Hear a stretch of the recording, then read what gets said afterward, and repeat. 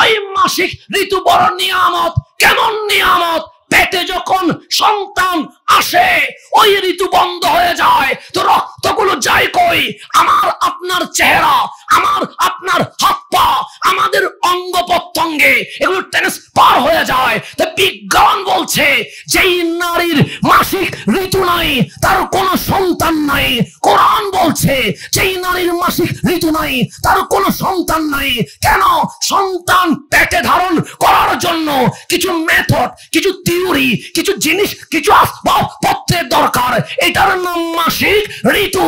সুতরাং মা হাওয়া থেকে শুরু করে রাবিয়া বসরি হয়ে শুরু করে ইমাম মাহদী তাক প্রত্যেক নারীর মাসিক ঋতু আছে বলে কেউ মাসে 30 দিন নামাজ পড়তে পারে না, কেউ 2 মাসে 60 দিন নামাজ পড়তে পারে না, কেউ বছরে 365 দিন নামাজ পড়তে পারে না। কিন্তু পৃথিবীতে এক মহিয়াসী রানী আছে যিনি 30 দিন নামাজ পড়েছে, যিনি 2 মাসে 60 দিন নামাজ পড়েছে, যিনি বছরে 365 দিন নামাজ পড়েছে, যার জীবনে এক ওয়াক্ত নামাজ কাজা হয় নাই। ওই মহিয়াসী রানীর দাম আম্মা জান ফাতেমাতুজ জাহরা।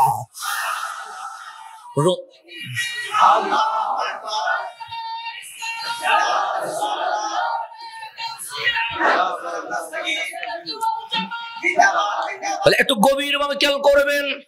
তাহলে মাসিক ঋতু যার আছে তিনি মাসে 30 দিন নামাজ পড়তে, কিন্তু আম্মা জান ফাতেমাতুজ জাহরা 30 দিন নামাজ পড়েছে।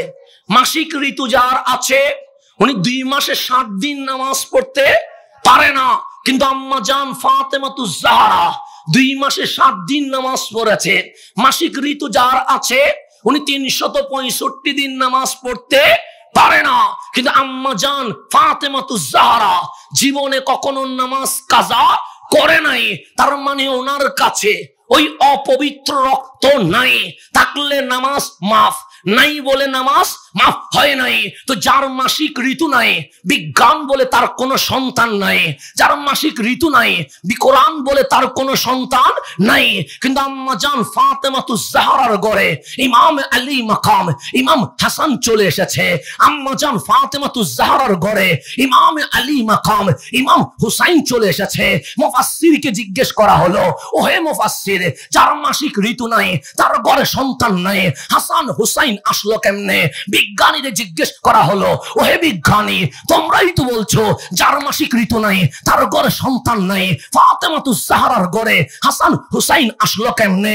1400 বছর মুফাসসির স্তব্ধ হয়ে গেছে, বিজ্ঞানীদের কলম বন্ধ হয়ে গেছে, কিন্তু বেরেলির চাটাইতে ইমাম আলা হযরত সৈয়দি ইমাম আহমদ রেজা ফাদিলে বেরলভী বসে আছে। ওনাকে জিজ্ঞেস করা হলো, আপনি তো মুফাসসির, আপনি তো স্কলার, আপনি তো গবেষক, আপনি তো বিজ্ঞানী, ফাতেমাতুজ জাহরার মাসিক ঋতু তো নাই।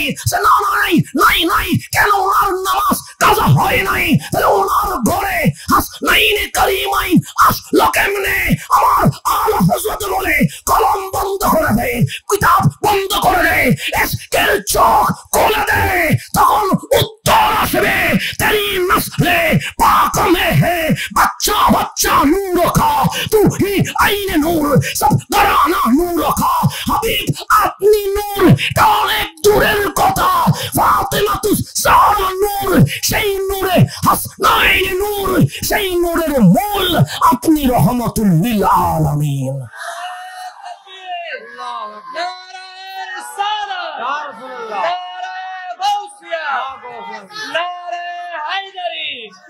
একটু গভীর ভাবে খেয়াল করবেন, নামি যাচ্ছে, আমার কথা বুঝে আসে? হ্যাঁ, যদি আপনার ভালো না লাগে অ্যাকসেপ্ট করবেন না, আপনার যদি ভালো না লাগে অ্যাকসেপ্ট করবেন না, কিন্তু আশিকদের কথাকে ইনশাআল্লাহ কিয়ামতের সূর্য পশ্চিমে উঠবে, এই দলিলকে খণ্ডন করার কোন মায়ের ফুট জন্ম নিতে পারবে না ইনশাআল্লাহ। যে এই দলিলকে খণ্ডানোর মতো কোন মায়ের ছেলে আসবে না ইনশাআল্লাহ।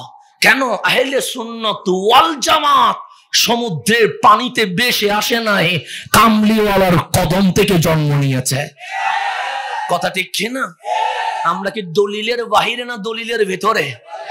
দলিলের ভিতরে, আমরা দলিলের বাহিরে নয়। তো আমি যেখানে যাচ্ছিলাম আল্লাহ বলেন, হাবিব আপনার এই আওলাদ ফাতেমাতুজ জাহরার ঘর থেকে আপনার নসল, আপনার আহলে বাইত এমন ভাবে বের হবে, ইন্না আ'তাইনা কাল কাউসার। মানুষের বংশ মাঝে মাঝে নির্বংশ হয়, হয় কি হয় না? হয়। দাদা নাতি পতি হয়ে শেষ হয়ে যায়, এরকম হয় কি হয় না? তা আল্লাহ বলছে, হাবিব আপনার শানে যারা বেয়াদবি করবে তাদের বংশ নির্বংশ হয়ে যাবে। তাদের বংশ কি হয়ে যাবে? আবু জাহেলের বংশ কি আছে? আবু লাহাবের বংশ আছে, উতবার বংশ আছে, সাইবার বংশ আছে, এজিদের বংশ আছে। কেন? আল্লাহ বলছেন, হাবিব আপনার শানে যারা বেয়াদবি করে তাদের বংশ নির্বংশ হয়ে যাবে। কিন্তু ইন্না আ'তাইনা কাল কাউসার, ফাতেমাতুজ জাহরা দিয়ে আপনার যে আহলে বাইত বের হবে জীবনে নির্বংশ হবে না, কিয়ামত পর্যন্ত সারা বিশ্বে আওলাদ রাসূল পৌঁছে যাবে। এটা ঘোষণা কার? আচ্ছা, আখেরি জামানায় ইমাম মাহদি আসবে কি আসবে না? এতে কোনো সন্দেহ আছে? আপনাদের কোনো ডাউট আছে? আমরা মাহাদির সৈনিক হতে চাই কি চাই না? চাই। কারণ ফিলিস্তিন স্বাধীন হবে, মসজিদে আকসা আমাদেরই হবে। কিন্তু আমার রাসূল বলছে গাজওয়ায়ে হিন্দের মাধ্যমে ইমাম মাহদি আসার আগে এই হিন্দুস্তানে আমি নবীর কালিমার পতাকা পথ করে উঠতে থাকবে। তাহলে আমরাই হব ইমাম মাহাদির সৈনিক। আমরা কার সৈনিক হব?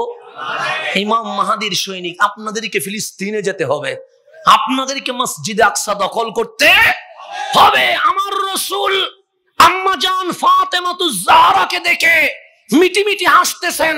কারণ আমি যদি বারবার আপনার দিকে তাকায় হাসি, এইদিকে তাকাইলাম হাসি নাই, এদিকে তাকাইলাম হাসি নাই, এদিকে তাকাইলাম হাসি নাই, কিন্তু ওনার দিকে যতবার তাকায় ততবার হাসলাম।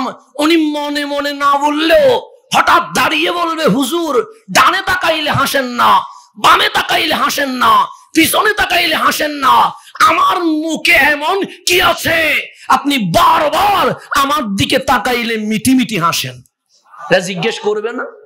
করবেই তো। আমার রাসূল ডানে তাকায় হাসে না, আম্মা জান ফাতেমাতুজ জাহরার দিকে তাকাইলে মিটি মিটি হাসে। আবার বামে তাকায় কামলিওয়ালা হাসে না, আবার আম্মা জান ফাতেমাতুজ জাহরার দিকে তাকাইলে মিটি মিটি হাসে। আম্মা জান ফাতেমাতুজ জাহরা ডাক দিলেন, ইয়া রাসূলুল্লাহ এই দৃশ্য আমি জীবনে কখনো দেখি নাই, আপনি রাসূল আমাকে দেখলে মিটি মিটি হাসছেন, লিমাজা কেন হাসছেন? ইয়া রাহমাতাল লিল আলামিন। আমার রাসূল বলেন, ফাতেমা আমি এখানে বসে কিয়ামত পর্যন্ত দেখতে পাচ্ছি। আমি বসে আছি কোথায়? মদিনায়। মদিনায় তো আমার ঘরে হুজরা শরীফে, কিন্তু আমি দেখতেছি কি পর্যন্ত? কিয়ামত পর্যন্ত। আখেরি জামানা আসবে, মুসলমান মার খাবে। মুসলমান কি খাবে? এখন আমরা খাচ্ছি না? হিন্দুস্তানে মুসলমান মার খায়, মায়ানমারে মুসলমান, ইয়ামান লেবাননে মুসলমান, ফিলিস্তিনে মুসলমান মার খায়। চতুর্দিকে মার খাইতে খাইতে মুসলমানের পিঠ দেওয়ালে টেকে যাবে। এটা বছর রহমতুল লিল আখিরি জামানায় একজন ইমাম আসবে, ইউকাল আল মাহাদি, তারে মানুষে মাহাদি বলবে, ইসমুহু কা ইসমি, ওর নাম মাহাদি নয়, ওর নাম আমার নামে, আমার নাম যেমন মুহাম্মদ, আখিরি ইমাম ওনার নাম মুহাম্মদ হবে। আম্মা জান ফাতেমাতুজ জাহরা বলে, বাবার নাম? আমার বাবার নামে আব্দুল্লাহ হবে, মায়ের নাম